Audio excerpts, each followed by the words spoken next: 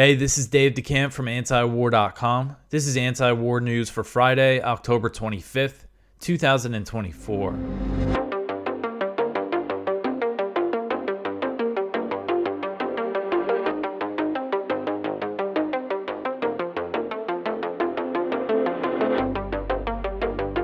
All right, first story at the top of antiwar.com today. Israeli tanks shell the Kamal Adwan hospital in northern Gaza.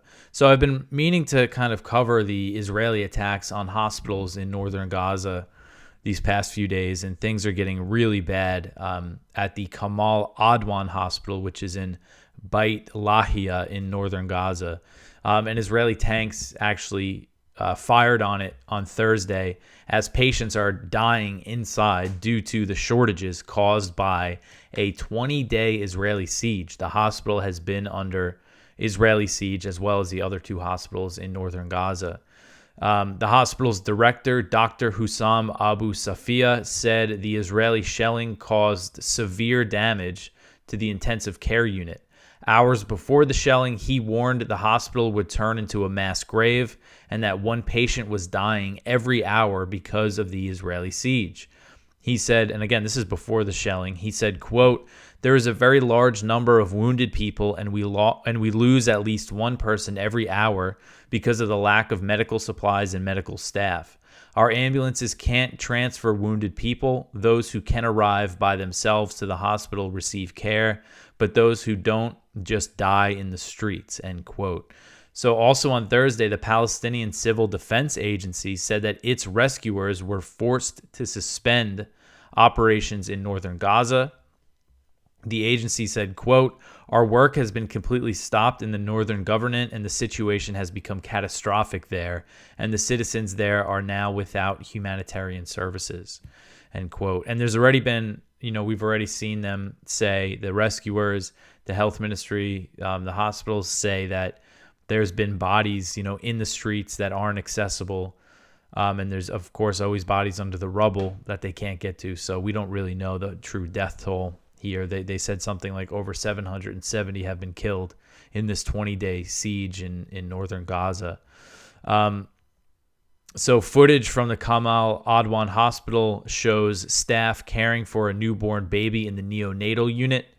Abu Safia also told the Associated Press that, quote, "Some medical staff members have been either killed, arrested, or injured," end quote.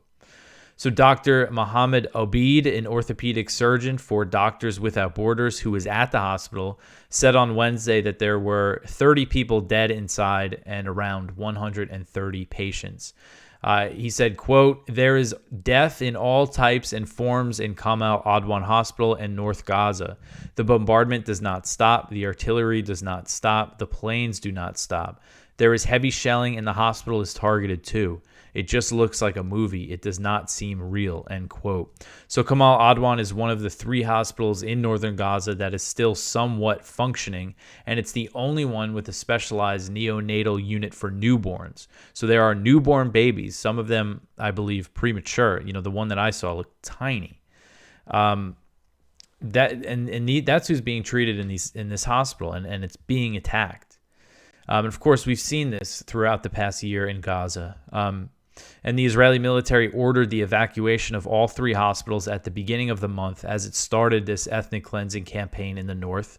But the staff refused to abandon their patients. So Israel usually justifies its attacks on Gaza hospitals by claiming Hamas members are present, but they never offer evidence for the claims. There was the whole big thing with Al-Shifa Hospital. They said there was a big Hamas command and control center underneath, but they never showed any real evidence of that. So I actually haven't seen specific Israeli claims about this particular hospital, but that is usually what they say. And I'm going back to that letter from 99 American healthcare workers who volunteered in Gaza. They said in the letter that none of them saw any militant activity at any of the hospitals that they were working at. They said in the letter, quote, "The 99 signatories to this letter spent a combined 254 weeks inside Gaza's largest hospitals and clinics.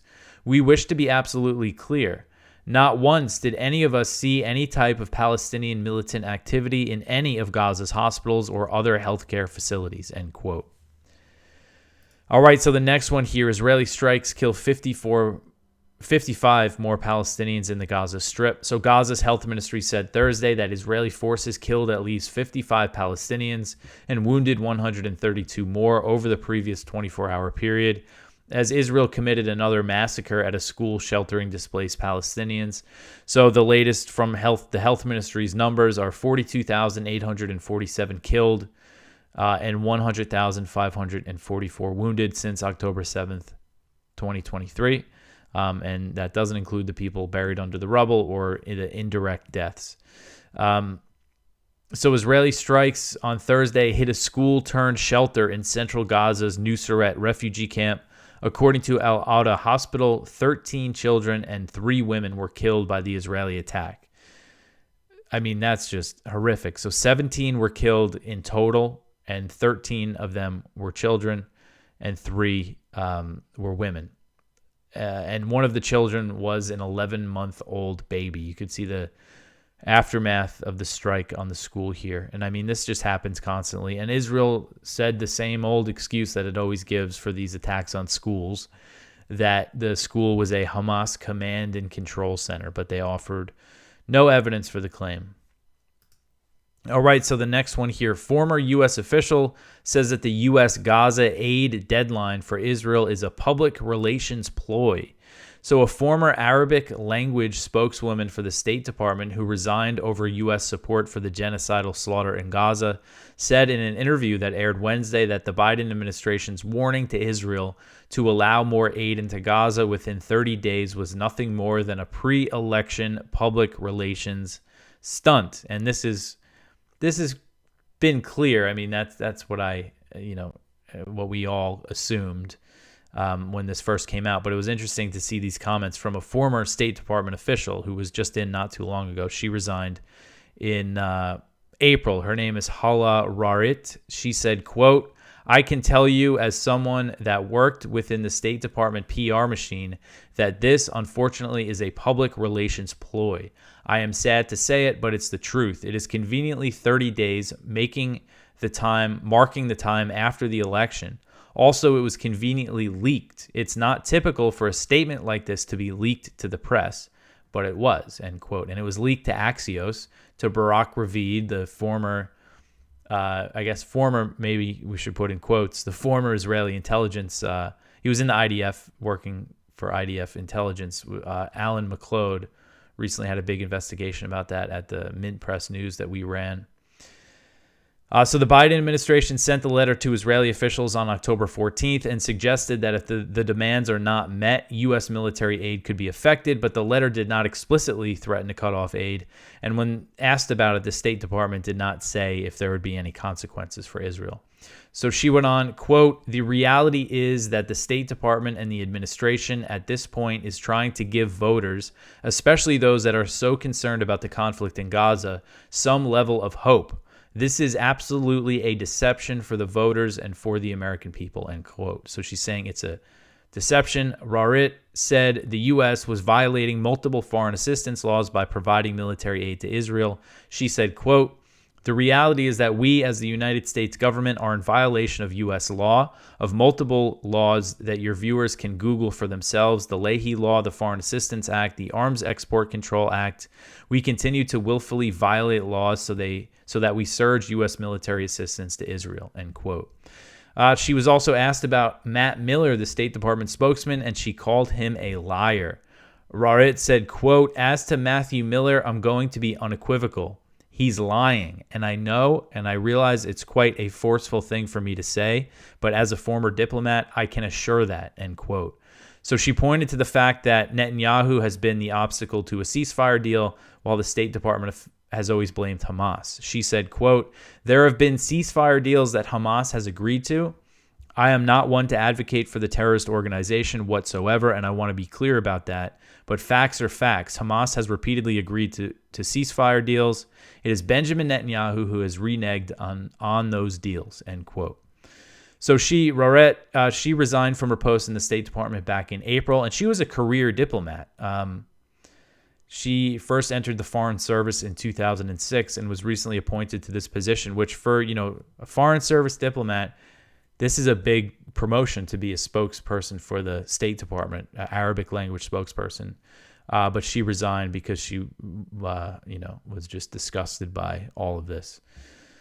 So there's been 13 officials in U.S. government agencies that have resigned publicly, and they say that more have stepped down quietly over Gaza. Again, we knew that letter was just a stunt, but it's just interesting to see what she had to say. All right, so the next one here, a poll says that young Republicans want an Israel arms embargo. So a new poll from Data for Progress that surveyed Americans ages 18 to 29 who are likely to vote in the upcoming presidential election found the majority of young Republicans favor cutting off U.S. military aid to Israel. According to the poll, 52% of young Republicans favor an arms embargo on Israel, while 36% oppose the idea and 17% said they were unsure. The results signal that Israel is in trouble when it comes to long-term support from the U.S., since Republicans are the more pro-Israel party. The poll also found that 62% of young Democrats were in favor of ending weapon shipments to Israel, while 21% opposed the idea and 17% were unsure. This is just one poll, but it was kind of a poll of young voters to see how they're going to vote. But I think it's a hopeful sign, and I think it's pretty clear just from what I've seen that when it comes to young people, kind of regardless of their political persuasion, overall young people, Gen Z, how old am I? 34. Millennials. It seems like a trend among millennials as well to be skeptical of this U.S. relationship with Israel, whether you're on the right or the left. It's just more prevalent among young people.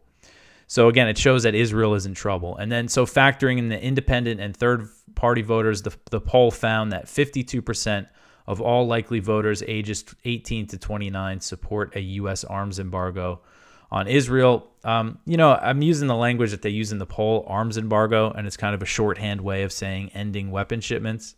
Because, embargo sounds like you're enforcing something. If you just cut off, you could just stop sending them weapons. It's not like you're actually placing an embargo on the country or anything. So anyway, I think this is a good sign. And I do think it's clear, and I'm sure a lot of you would agree, that the overall trend is the young people are not into this whole deference to Israel that all these American politicians have. All right, so the next one here, Shin warned of Hamas assault hours before October 7th attack. This article is from Connor Freeman at the Libertarian Institute. So approximately 3 hours prior to the Hamas attack in southern Israel on October 7th, Shin warned other elements of the police and security establishment that a potential assault emanating from the besieged Gaza Strip could be imminent.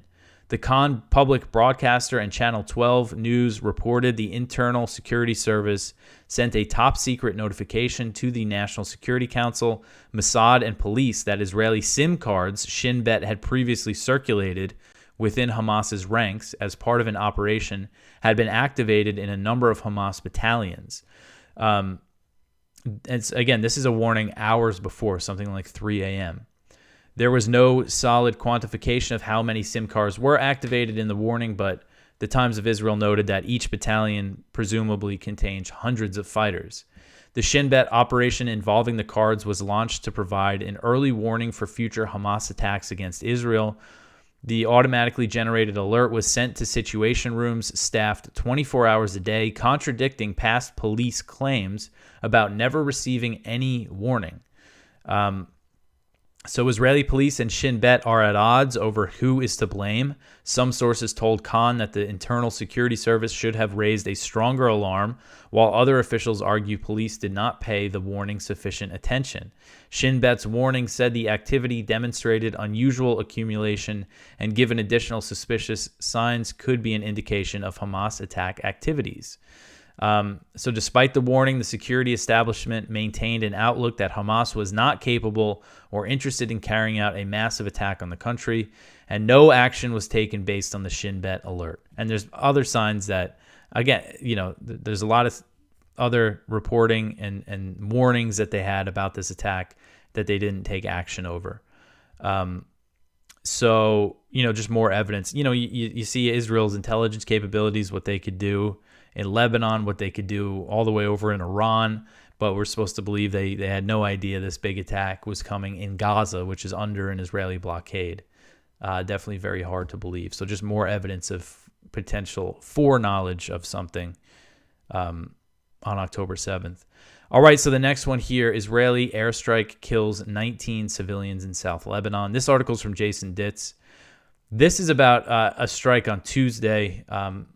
So more things have become clear about it. So on Tuesday, an attack took place in the town of Tefhata, a southern town just north of the city of Tyre. Tyre itself has been under continued intense attack from Israel. So the Tefhata attack targeted the 3-story family home of former school principal Ahmed Azidine.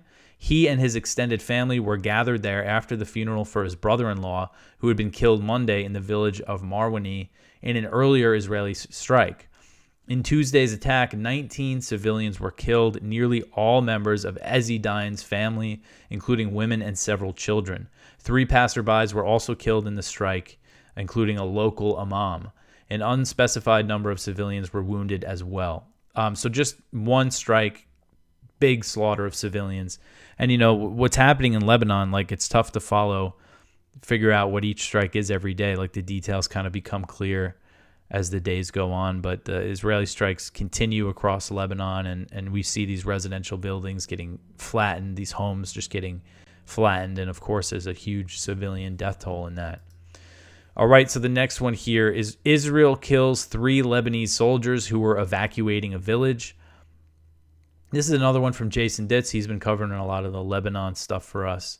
So adding to the growing number of non-Hezbollah casualties in the ongoing Israeli invasion of Lebanon, Israeli forces launched a pair of airstrikes against the village of Yatir in southern Lebanon, killing at least 3 Lebanese soldiers. The soldiers were in the process of helping facilitate an evacuation of wounded people from the village. The first airstrike hit a house, and an unspecified number of paramedics were wounded when a second strike hit them when they were trying to rescue survivors. This is not the first time Israel has hit Lebanese military forces during their ongoing invasion. So if you remember, a few days ago, Jason had a story that they killed 3 Lebanese soldiers, and we're talking the Lebanese National Army here.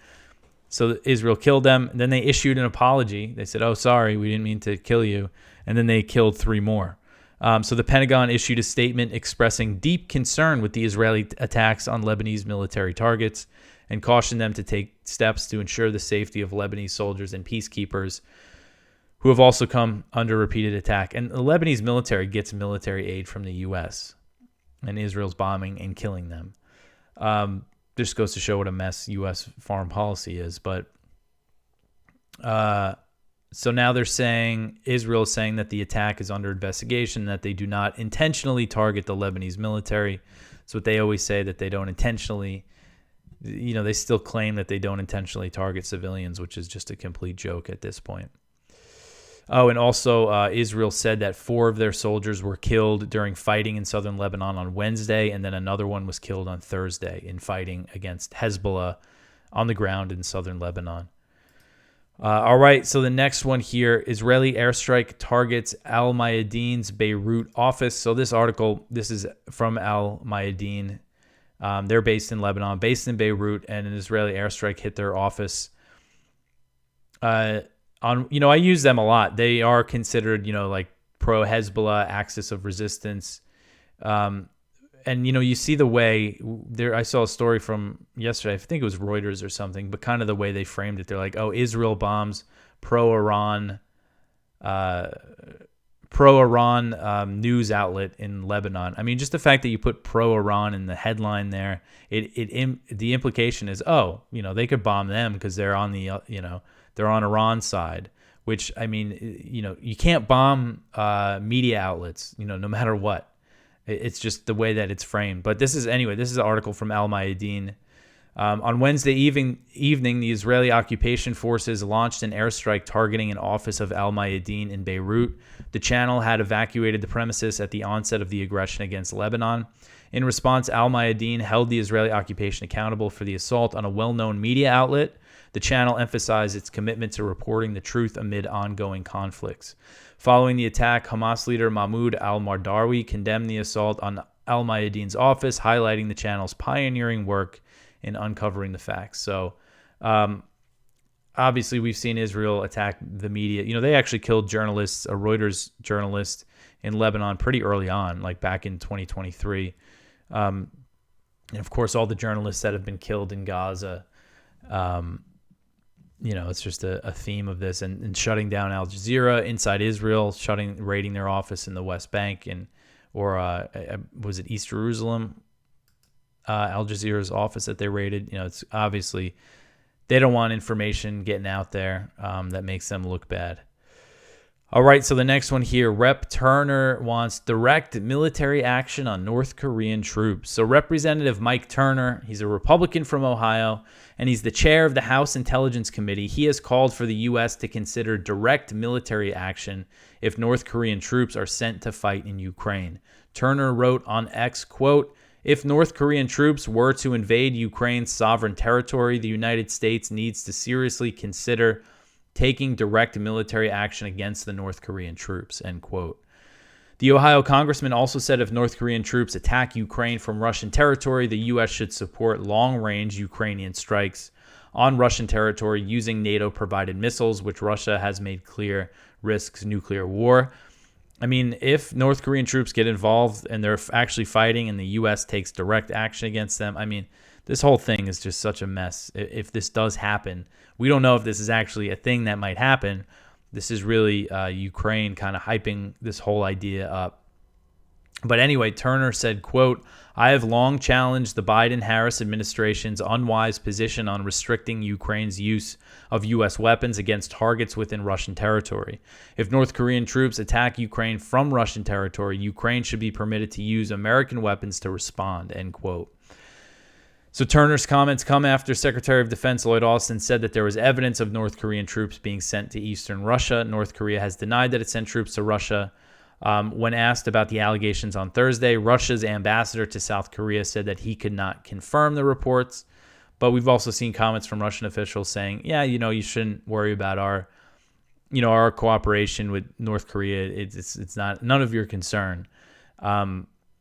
So I saw now Ukraine is claiming that North Korean troops are already in Kursk, you know, on their way to fight or fighting already. I'm not sure exactly what they're claiming with that, but this is just not good. I mean, you have this kind of high-level member of Congress saying, I mean, if North Korea gets involved, you know, I've seen there's other members of Congress saying it should be a red line. The question is, are they actually really going to get involved? Because if they did send troops to Russia, that doesn't mean that they're going to go fight in Ukraine.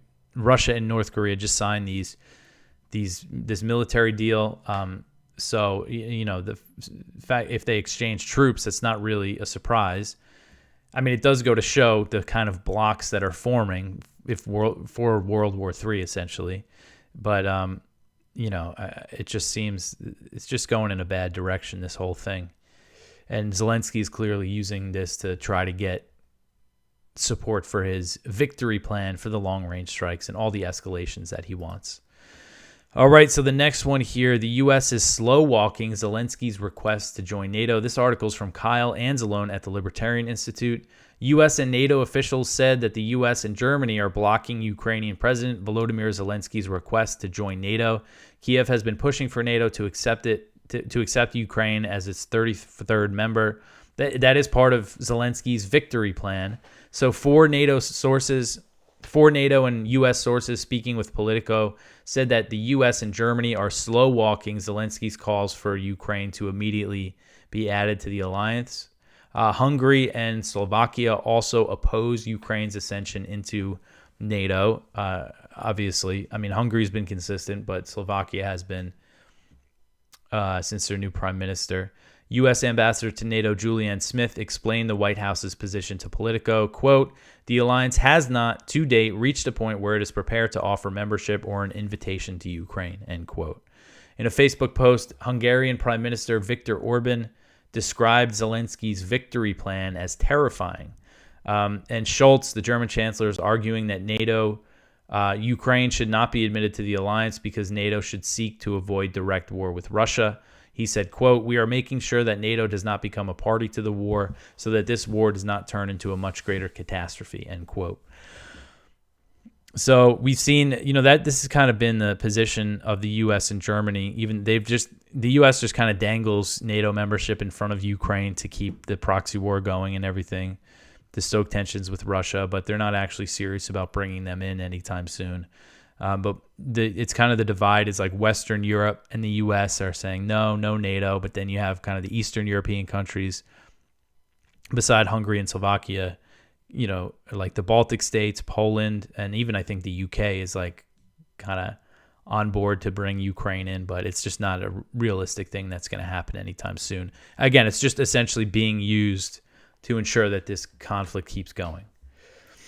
All right, so the next one here, Turkey bombs U.S.-backed Kurds in northeast Syria. This article is from The Cradle. So Turkey conducted several airstrikes and artillery shelling across U.S.-controlled north and east Syria late on October 23rd, targeting positions held by the Kurdish Syrian Democratic Forces, that's the SDF. The attacks targeted several villages and sites in the Syrian provinces of Aleppo, Raqqa, and Hasaka. One of the attacks hit an SDF military outpost in the countryside of the city of Al-Malakiya at the Syrian-Turkish-Iraqi tri-border region. Turkish artillery also hit SDF sites in the village of al-Kaif in the countryside of the town of Tal Tamir, northwest of Hasaka. According to field sources who spoke with Sputnik, Turkish artillery shelling hit other villages. I mean, if you're not familiar with these areas, you wouldn't know where these small villages are. On Thursday, the UK-based Syrian Observatory for Human Rights reported that the Turkish attacks killed at least 27 members of military formations operating in SDF-controlled areas, 3 soldiers from the Syrian Arab Army, so that's the Syrian government forces, and at least 4 civilians. They said that they launched strikes in Iraq as well against the Kurds. So these attacks came after armed assailants set off explosives and opened fire at the headquarters of the Turkish Aerospace Industries in Ankara, which designs, manufactures, and assembles civilian and military aircraft, unmanned vehicles, and other defense industry and space systems. So Turkey accused the PKK of being behind this attack on this arms maker in Turkey. And the PKK is, considered a terrorist group in Turkey. The Syrian wing of the PKK is essentially the SDF, which is who the U.S. backs. Again, just another great example of just the disaster that is U.S. foreign policy, U.S. policy in Syria. They back the Kurds, who are an enemy of Turkey, which is a NATO country. Turkey considers them terrorists and bombs them a lot. And it's just, again, just a total disaster. But this is, this kind of happens once in a while. The Turkey, earlier this year, they launched some pretty heavy airstrikes in Syria and Iraq against the Kurds. It's just, I don't really know too much about the PKK and the whole, how this could develop, but it's definitely something to keep an eye on. All right, so the next one here, ACLU leadership will not condemn U.S. role in Gaza war. This one is from The Intercept. Staffers at the American Civil Liberties Union began to circulate an internal petition earlier this year urging its leadership to take a public stance against the U.S. support for Israel's war in Gaza and Israel's illegal occupation of the Palestinian territories. The petition, which also calls on the ACLU to disclose and divest potential investments in Israel and oppose U.S. military aid to Israel, cites previous moments in history when the ACLU condemned international events such as its opposition to the Vietnam War and South African apartheid. As of early October, 681 staffers from across the free speech organization's national office and local chapters had signed on to support the petition, about 1/3 of its overall staff. In early October, the ACLU's National Board of Directors convened to vote on the petition. The governing body rejected the staffers' calls with a 50-4 vote, and one person abstained. So pretty overwhelming rejection from the leadership of the ACLU. And, when you talk about civil liberties, free speech, of course, we've seen the attempts on the free speech crackdown on college campuses for protesting U.S. support for Israel. And as this escalates, if this turns into U.S. war with Iran, I mean, that's when we're going to see even more of a crackdown on civil liberties at home. That's what always happens with war. All right, so that is it for the news for today. Please go check out our viewpoints. One from Paul R. Pillar. 41 years ago, 220 Marines involved in Israel's war on Lebanon were killed. That's an important article because you see a lot of people talk about the Beirut bombing to justify supporting Israel against Hezbollah. But what was Reagan's response? Reagan got involved in this war. All these Americans died. He realized it was a mistake, so he got out of there. He withdrew. Now, this has been the theme for the past, few years, few decades. If any American bases in Iraq and Syria, if any Americans die or are wounded, nobody thinks about pulling out. It's just escalate. Even if people aren't hurt, there's just damage to bases. There's been huge airstrikes in response to things like that. One from Ted Snyder: is a THAAD for Israel worth a war with Iran? One from Jonathan Cook: the West's support for Israel's genocide is destroying the world as we know it. One from Ralph Nader: Biden stands aside as Netanyahu incinerates Gaza, now Lebanon. And one from Brandon P. Buck: Harris' embrace of hawks goes back to World War I. So please go check all of that out. That is it. Go check out the blog. We have some stuff in there. Ron Paul, the Liberty Report, Conflicts of Interest, Kyle Angelone's show, lots of stuff. Again, it's our fundraiser. I forgot to mention it in the beginning, but we're almost about 3/4 of the way there, trying to raise $100,000. We still have matching funds in effect. This is how, we're 100% funded by our readers. If you have the means, please go to antiwar.com/donate, and you can see the different ways you could help us out. But that is everything. Also, follow us on social media, comment, like, subscribe. All that stuff helps out. This is the last show for the week, so I'll see you in a few days. I hope everyone has a good weekend. I'll be watching the Yankees in the World Series, as long as things don't, we don't end up in war with Iran. But anyway, I'll see you in a few days. Thanks for listening.